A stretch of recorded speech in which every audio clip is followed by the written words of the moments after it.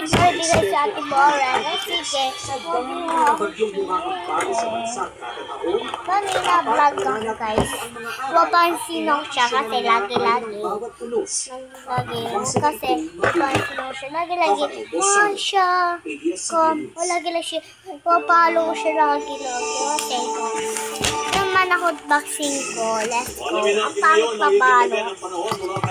Ayoken. Kung may comment guys, wala na paper kasi basta. Wala na. Alayo-layo pa pinamayo. Alayo-layo pa. Homer pa isa guys.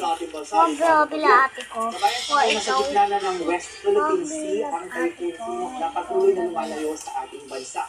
Muli po itong namataan sa layong 320 kilometers east-northeast ng Kalayaan Island sa gitna ng West Philippine Sea sa may bandang Palawan. Lumakas pa yung bagyo na may hangin ngayon na 140 kilometers per hour at yung pagbugso umabot ng 170 kilometers per hour.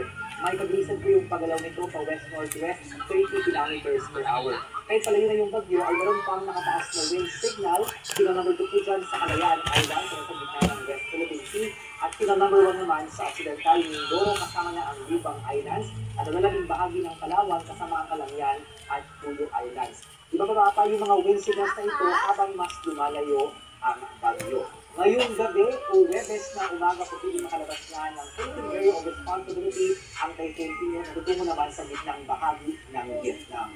Samantala, meron na tayong binabantayang isa pang bagyo sa labas po yan ng PER na halos hindi naman gumagalaw sa ngayon. Ito po ay muling namataan mahigit o halos 1,800 kilometers silangan ng northeastern Mindanao. Mahina pa rin po ito, tropical depression, yung kanyang hangin 55 kilometers per hour at yung pagbukso umabot ng 70 kilometers per hour. Pero mula bukas, Webes na itong kumilos.